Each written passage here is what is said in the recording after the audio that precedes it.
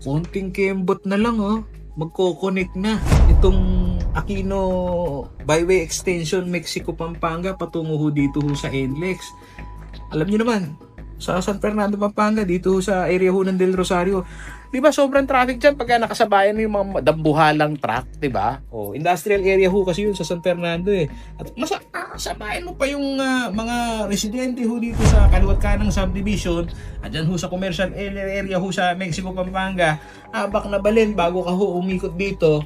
At yung junction dyan, halos napupuno, di ba? Yung ilan ho, nagre-recommenda na bigyan na ng traffic light dahil problemado yan. At kuminsan, wala yung presensya ng pulis. Paano yun? Yung pagkakomando ng traffic ho, talagang, ayan, tumutukod ho ang traffic ho dito ho sa NLEX Interchange.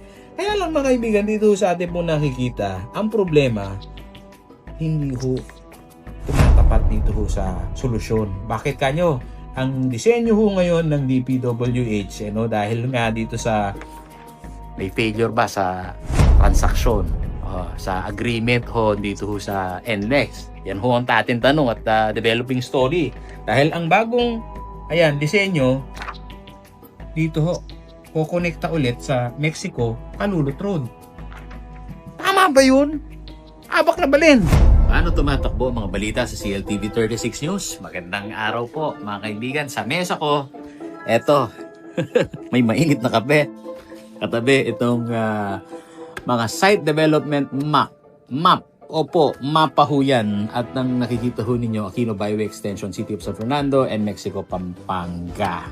Habang humihigop yung lingkod ng mainit na kape. Wow!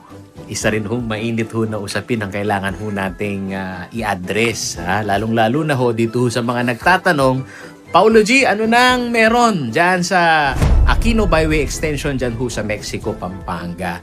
Sa newsroom mga kaibigan, may tawag ho kami dito ho sa mga ganitong storya. Developing. Ibig sabihin, hindi pa tapos ang kwento. May piraso ho ng impormasyon ngayon at may kasunod bukas at may sagot sa susunod ho na linggo. Unti-unti hong binubuo ang buong larawan para higit ho nating maintindihan. Ang klasikong developing story, eto ho yun mga kaibigan. Ang simpleng tanong ho nitong mga ordinaryong motorista kapag ho sila nakikinig ho ng balita at may nakikita ho sa ground, bakit hindi pa direktang naikokonekta, Paulo G, ang NLEX Mexico exit? Ayan, nakikita ho nyo sa background kung gaano ho katindi ho yung traffic dyan pagka rush hour. Para mabawasan yung traffic ng truck at trailer dito ho sa industrial area. Kasi, oo mga kaibigan, ito hong development dito ho sa zone ng Mexico ho na to, yung commercial area, totoong nakikita na ho natin na unti-unting nagsusulputan ho dyan yung mga warehouses, at iba't iba hong mga commercial establishment, gaya ho nung hotel na bago, ayun nandun sa likuran ko ho mga kaibigan. Sa mata ho kasi ng karaniwang tao, simple lang yan gawa ng kalsada, tapos yun, i-connecta, edi tapos ang problema. Pero sa likod ho nitong bawat kalsada, mga kaibigan, meron hong teknikalidad sa usapin po ng construction. Dito ho sa usapin ng right of way, drainage design, interchange safety, at yung pong standards dyan ho sa traffic, engineering, mga kaibigan, yung permit, budget allocation, isa ho yan sa mahalaga mga kaibigan, at ito hong koordinasyon ng gobyerno at private concessionaire, gaya ho nitong NLEX Corporation. Ang kalsada ho kasi sa mata ng tao ay semento, pero ho dito ho sa mata ho ng gobyerno, ito ho ay equation mga kaibigan. Meron hong kailangang sundin at formula ho dyan. At sa mata naman nitong mga tiwaling opisyal, yan ho ay pera. Sana nag-iba na ho yung sistema dyan ho sa usapin ho ng infrastruktura ho natin.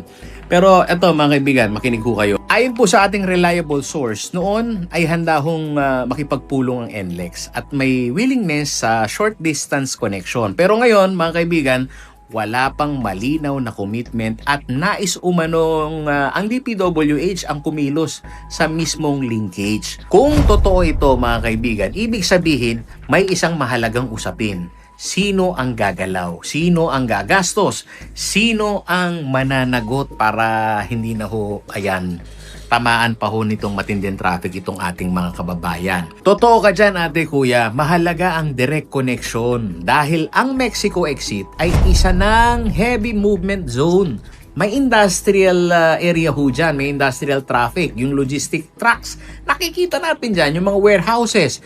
At gayon na rin ho yung mga commuter, yung mga motorista na umuwi ho sa kanilang mga tahanan dyan ho sa mga kabilang subdivision. At totoo, kapag hindi ho maayos ang access planning, ang bottleneck sa isa hong junction ay nagiging sakit ng buong economic corridor dito ho sa Mexico, Pampanga at San Fernando. Alam nyo mga kaibigan, nung mga nakaraang taon, mismong DPWH at business groups ho dito ho sa Pampanga ay nagsusulong ng Aquino Byway Extension bilang bahagi ng mas malawak na road network expansion para humapaluwag ang daloy ho ng trapiko at makahikayat ho ng investment. May ulat pa nga din ho na nito pong 2024, itong taong 2024, may notice to proceed para ho sa road construction segment nito pong Aquino Byway Extension dito ho sa San Fernando at Mexico.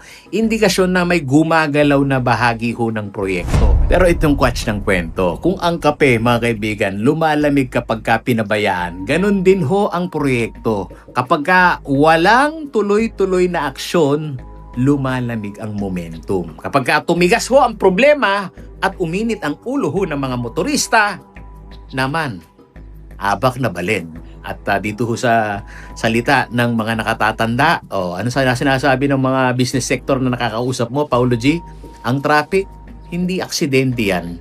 Madalas, produkto ito ng delayed planning. Kapag ka bitin ang koneksyon ng kalsada, bitin din ang galaw ng ekonomiya at hindi lahat ng bypass ay nakakaiwas sa problema kung ang dulo hindi ho konektado. Abak na balin. Kaya ito hong developing story ho natin na to, hindi pa ito tapos. Habang may mapa ho sa ating pong mesa, may tanong ang ating pong mga kababayan. Dito ho sa Mexico, Pampanga, ang tunay na extension na hinihintay ho ng tao ay hindi ho kalsada, kundi malinaw na direksyon dito ho sa kanilang mga naipaplano at maayos na koordinasyon mula ho dito ho sa concessionaire. Shoutout NLEX Corporation. Ayan ho, tinawagan na ho natin si Attorney Kimbo para ho sa kanilang panig. Hanggang sa muli, tututukan ho ng news team itong kwentong ito.